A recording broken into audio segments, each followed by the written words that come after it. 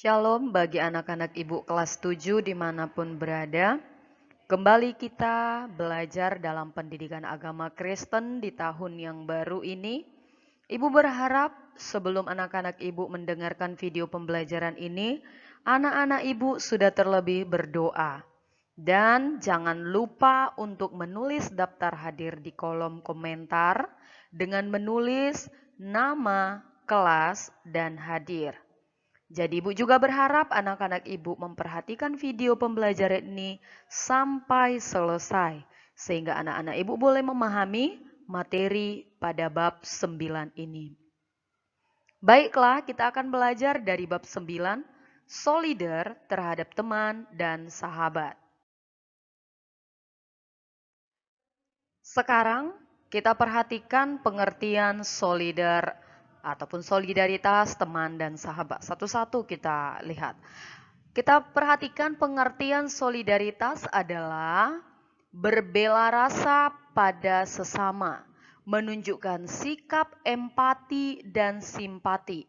Ketika berbicara mengenai bela rasa, ini sama halnya dengan bersikap empati dan simpati. Kalau empati itu menempatkan diri pada posisi orang tersebut dan berbagi secara langsung. Jadi langsung menunjukkan rasanya, rasa perhatiannya melalui tindakan. Sedangkan simpati itu hanya sebatas mengatakan kasihan ya, kasihan sekali tanpa adanya perbuatan. Jadi hal ini berbeda empati dan simpati. Empati itu secara langsung, sedangkan simpati itu hanya sebatas ucapan saja. Nah, sedangkan teman adalah seseorang yang kita kenal dan dapat kita ajak untuk melakukan banyak hal bersama-sama, baik belajar maupun bermain. Nah, contoh kecil teman ini adalah seperti teman anak-anak ibu di kelas. Hanya sebatas mengenal saja, tanpa memahami jauh lebih dalam pribadi seseorang. Atau mungkin tempat bermain di lapangan, hanya sebatas mengenal saja. Itu yang dikatakan dengan teman. Sedangkan sahabat adalah seseorang yang kita percayai untuk saling berbagi dan mencurahkan isi hati kita. Artinya, sahabat itu adalah orang yang bisa kita taruh sebuah perasaan kita, meluapkan sebuah rahasia kita. Kenapa? Karena seseorang itu dapat kita percaya dan kita nyaman untuk menyampaikannya. Nah, jadi sahabat ini kita mengenal jauh pribadi seseorang itu. Sekarang kita lanjut ke bagian yang kedua, yaitu belajar dari persahabatan Daud dan Yonatan. Nah, di sini kita akan jauh memahami bagaimana yang dikatakan sebagai sahabat.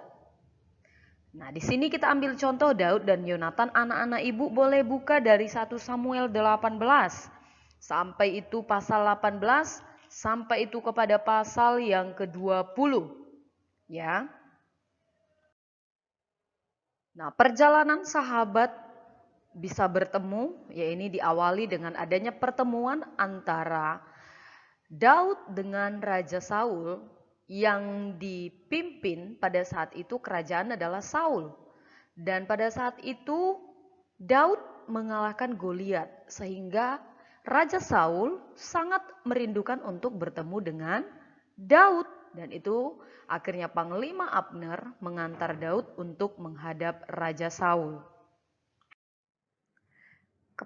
Kita perhatikan kembali lagi. Raja Saul mempunyai anak namanya Yonatan. Daud berteman dengan Yonatan. Nah, ini jelas ya anak-anak ibu harus ingat. Anak Raja Saul adalah Yonatan dan Yonatan bersama dengan Daud berteman pada awalnya. Selanjutnya akan kita perhatikan. Nah, setelah hanya sebatas teman, Yonatan sangat mengasihi Daud dan Daud bersahabat dengan Yonatan. Nah, persahabatan diawali dengan adanya rasa kasih. Sehingga sama-sama saling memahami, sama-sama saling mengerti, sehingga timbullah namanya sebuah persahabatan. Oke, sekarang kita perhatikan. Yonatan memberikan baju perang, pedang, panah, dan ikat pinggang miliknya kepada Daud. Nah, di sini muncul rasa perhatian itu dari seorang sahabat. Yonatan sangat memahami kondisi pada saat itu Daud. Kenapa? Karena Daud adalah ahli di dalam sebuah peperangan, pertempuran. Nah, jadi Yonatan memahami bahwa alat-alat yang akan dia berikan itu sangat mendukung di dalam sebuah pekerjaan dari Daud. Sehingga yang dinamakan sebuah persahabatan saling merasakan satu sama lain, memahami apa yang dibutuhkan. Itulah seorang sahabat. Nah, ketika Daud di dalam peperangan, ternyata Daud menang. Dan akhirnya apa? Raja Saul ingin bertemu dengan Daud. Kenapa? Karena Daud telah mengalahkan yaitu bangsa Filistin. Keahlian yang dimiliki Daud bukan hanya ahli dalam sebuah peperangan. Tetapi Daud juga ahli dalam memainkan musik.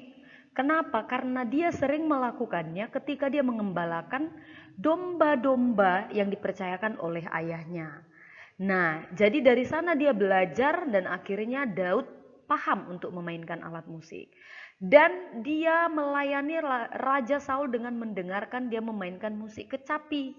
Dan Raja Saul sangat senang mendengarkannya.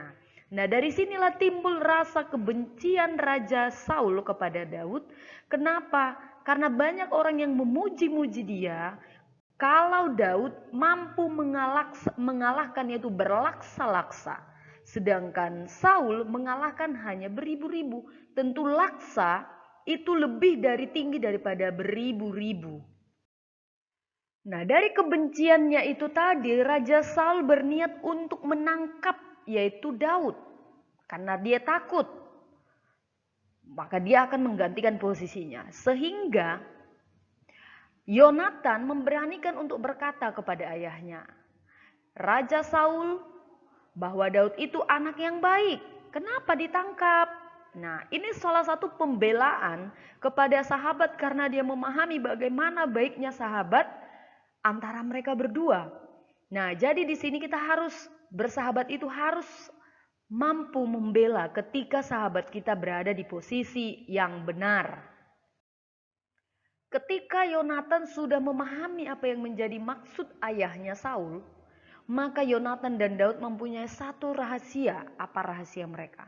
Yaitu Yonatan melindungi Daud dan sebaliknya Daud melindungi Yonatan. Artinya setiap apa yang disampaikan oleh ayahnya Yonatan itu akan disampaikan kepada Daud. Sehingga Daud boleh melarikan diri dari ayahnya. Inilah sebuah persahabatan. Tetapi ayahnya Yonatan tidak mengetahui persahabatan mereka ini. Sekarang kita belajar dari solidaritas yang benar yang dilakukan Yesus kepada sahabat-sahabatnya. Siapa sahabat-sahabatnya? Murid-muridnya dan kita orang-orang yang percaya kepada Yesus.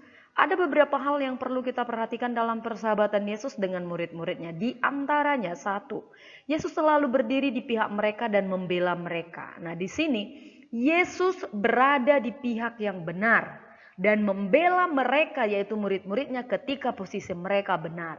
Jadi kita sebagai bersahabat, kalau memang teman kita, sahabat kita benar, mari kita berdiri di pihak mereka dan membela mereka. Itu namanya sebuah sahabat. Dia merasakan apa yang dirasakan oleh sahabatnya. Yang kedua, tidak membenarkan mereka ketika melakukan kesalahan. Artinya ketika salah kita bukan membela mereka. Tetap kita berani katakan kamu salah. Nah, ini membuat memang sakit hati, tapi kita telah menyadarkan dia bahwa yang dia lakukan itu adalah salah. Jadi ini ingat, jangan kamu takut ditinggalkan karena kamu mengatakan kejujuran kepada temanmu. Yang ketiga, Yesus menegur mereka. Artinya ketika mungkin pakaian, cara berbicara tidak benar, silakan ditegur. Itu namanya yang bersahabat. Yang keempat, Yesus menempatkan kebenaran dan berani berkata benar. Artinya ketika sahabat kita berbicara kepada kita itu tidak benar, boleh kita mengatakan itu kurang tepat. Kamu tidak benar berbicara seperti itu mengenai orang lain. Kita mengatakan itu aja. Itulah yang namanya dalam bersahabat.